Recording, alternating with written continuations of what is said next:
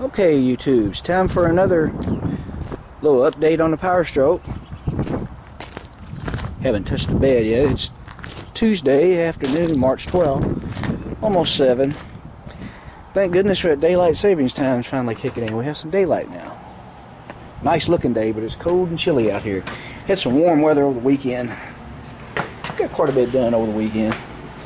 So, just want to do a walk around. I'm getting ready to spray the guide coat on everything I got ready, and pretty much everything but the bed is ready, except for maybe the doors. From here down, I'll probably be blocking it down one more time. If you remember, I didn't use the good black filler primer, the Evercoat, on these. I just used the regular urethane gray primer, and most of the body work was out, but it needed a little bit more, and it would probably look pretty decent if I left it as it is. Well, I stepped on an air hose and unplugged it, but it would probably look pretty decent as it is if I just caught it done and did my final sanding when I'm ready. But just to be safe, I want to block from here down on both of them one more time with 180 grit.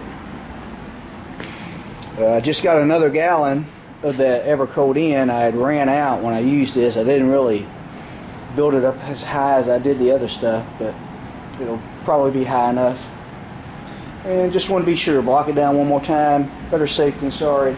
But before I spray my guide coat, I just want to see the truck in all black primer. It's all looking pretty good. Do a little walk around of it. But yeah, the weather was so nice over the weekend, I actually got to work with the door open. I wasn't really feeling all that good. Not sure what was going on with that. Didn't really feel like I had a cold or anything. Just really tired and headache. Not sure what that was about. But anyway, feeling okay now, I guess. Tired today because last night I did not fall asleep till midnight. Not that I was up doing anything, just could not sleep. And I get up at 4:30 a.m., so that makes the guy kind of tired. I almost didn't get out here today to do this, but all I got to do is spray my guide coat. I got dog hairs all over this thing. I made a mistake of combing the dog with the door open. Trying to comb her out on a windy day the other day, and her hair blew up in here. But yeah, I just want to do a walk around, show you all these parts. I'm not sure if I told you on this or not, but I had to redo this hood. Had some lifting. If you remember that video where I blocked it down, showed you how to block down the guide coat, had some lifting of the old paint underneath. So I blocked it down one more time and sprayed it. And the only thing I did different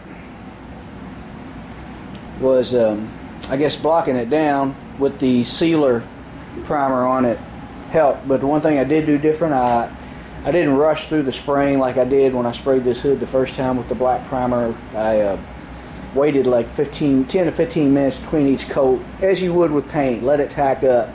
This primer does have a hardener in it, and maybe I was trying to rush through it too quick, lay it on too wet, and that might have soaked through and did some lifting. And lifting meaning the old primer or paint where I've broke through when I sanded and stuff. But I would recommend letting this stuff set up about 10-15 minutes between each coat. A little tip there on that Evercoat polyester primer. But after I get the guide coat on this, what I plan on doing to get all the stuff out of the way, which I will probably do Thursday night, I'm going to move all these body parts into my little shed, store them in there, and as much as I hate to, the tractor will have to sit outside until this project is done. We'll cover it up. I don't guess it'll hurt it too much. The old tractor sit outside for, well, who knows, 40 years, 50 years before I got a hold of it. I'm not going to try to do the head of my math as to how old that tractor is or was before I got it, but it won't hurt it to sit outside for a little bit longer. We're going to work on getting some more storage space for our finished vehicles after this project is done and we get to racing and stuff. Okay, enough talking. I would like to get this guide coat on here before it gets too late so I can get a decent night's sleep tonight, maybe, hopefully. Stay tuned, I'll show you after I get the guide coat on. Okay, YouTube, still Tuesday night. Got all of our guide coat on it.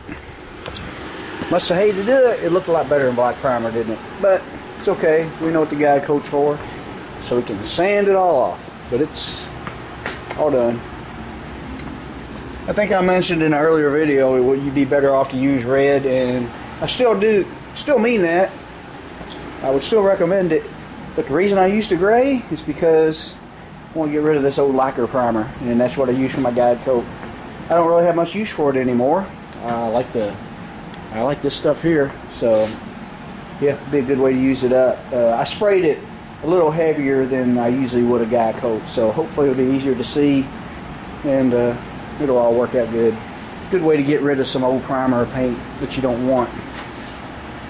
But there it all is. It don't look too bad in gray, but I like the black better. So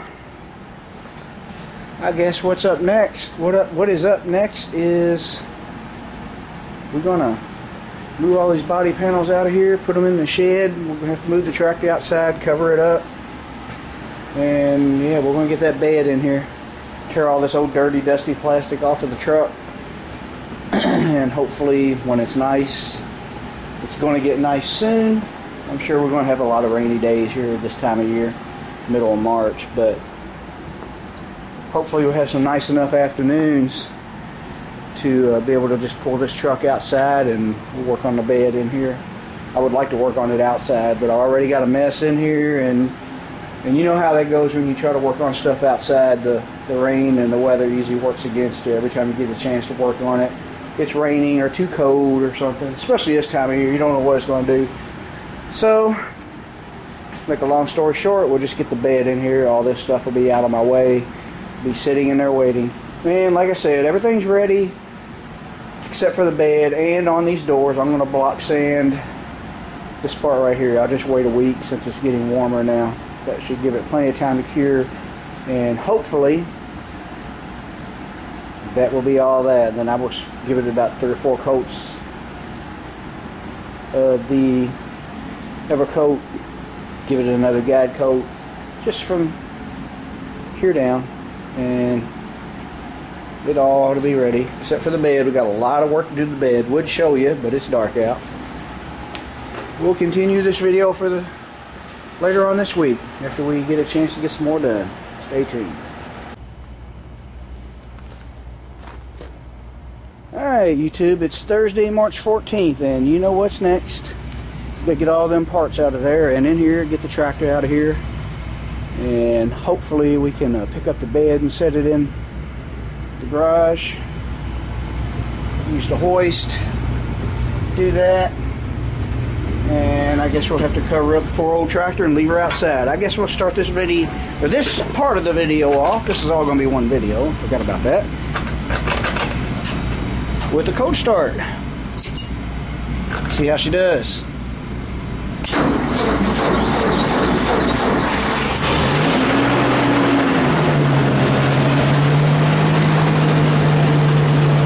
Kind of a cold start. It's not that cold of a day, and it is sitting in a heated shed, so I guess I cheated. Old tractor starts good though.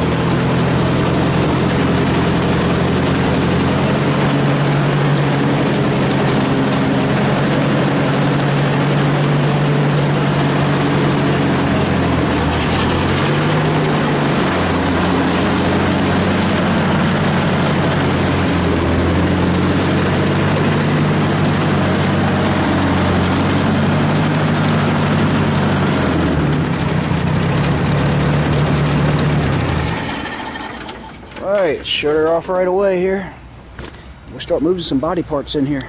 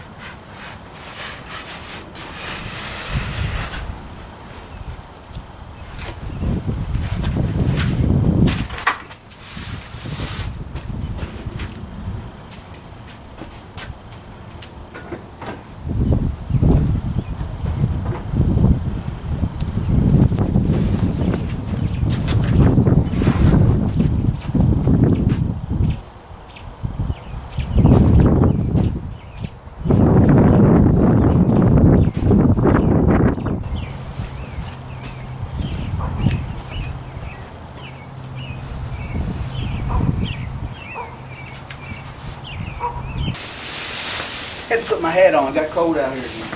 Alright, we got all our body panels in the shed that I want to put in there. We're uncovering this thing. Looks like we got a lot of dust under there, but that's from me removing the plastic now. Very minimal overspray on my paint job. Like I said, it's dusty, so I should be wearing a respirator while I'm removing all this plastic. A lot of dust.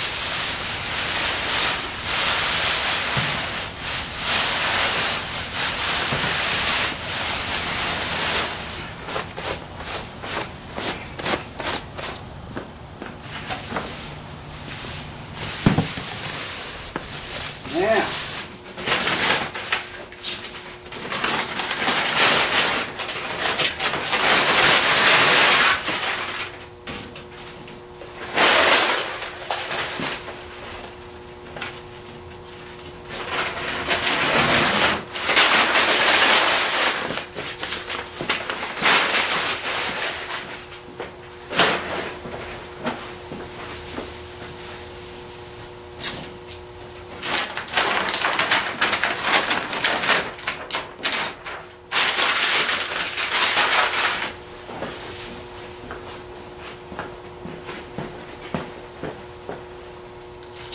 Now that I'm peeling this old tape off, I think that using the Pour 15 paint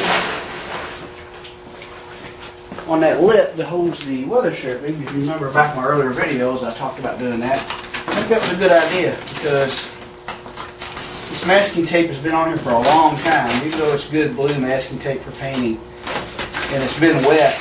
And you know what sometimes happens when you leave tape on top of paint for a long time and it gets wet and then dries again. Sometimes it tends to stick to it like glue and take the paint off with it. 415 paint is staying on the truck. So, something to think about if you're doing something similar to this. It doesn't really matter that I brushed it on because it won't show. It'll be under the weather stripping. But, yeah. I think that's a decent idea. Alright, I'm glad to see this thing uncovered though.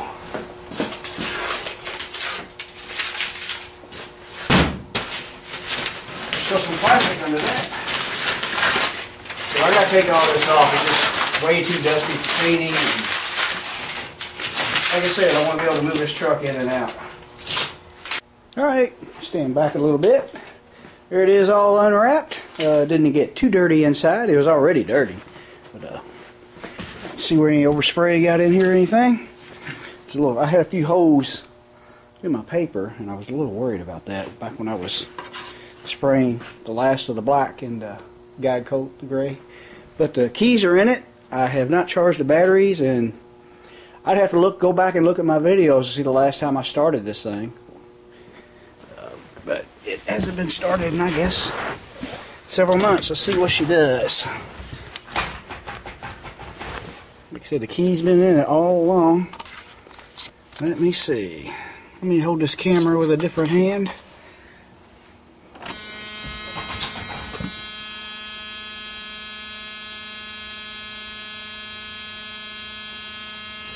Okay, wait, start light went out.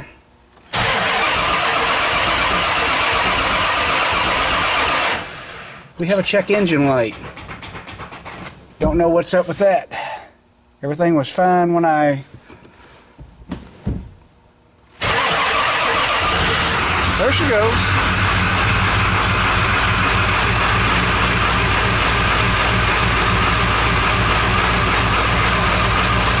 Don't sound too good. Shouldn't be no dust or dirt in anything.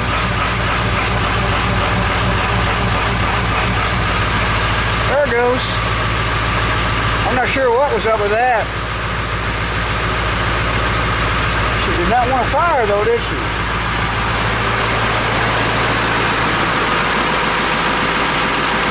Just wonder if I got too much dust in the... Oh, the air filter don't look that bad in there. We'll let her run.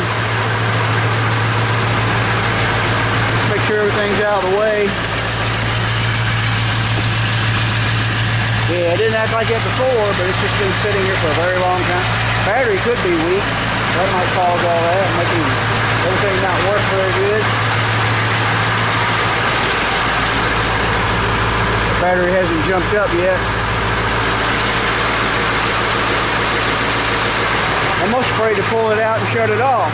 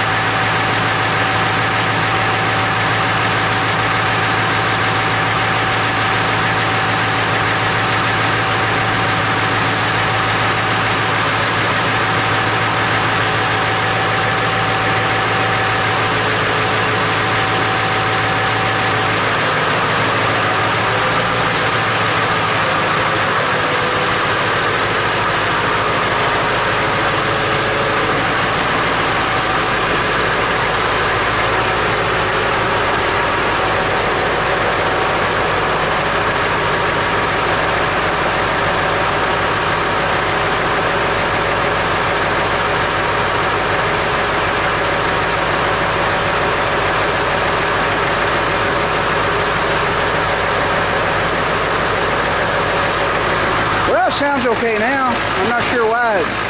Maybe it's just because it's sitting so long. I don't think it did that after the 1 year and 8 months cold start though. Not sure what's going on with that. I did have a good hot batteries in it when I started that back then though, so yeah, battery might need some charging. Those aren't brand spanking new batteries either, but give you a good walk around of it.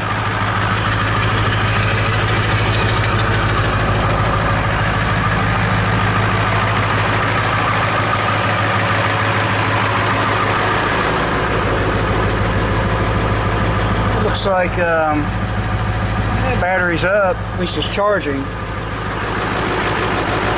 And I'm going to shut this off and I'm going to clean that dirty old garage out and try to get that bed in here.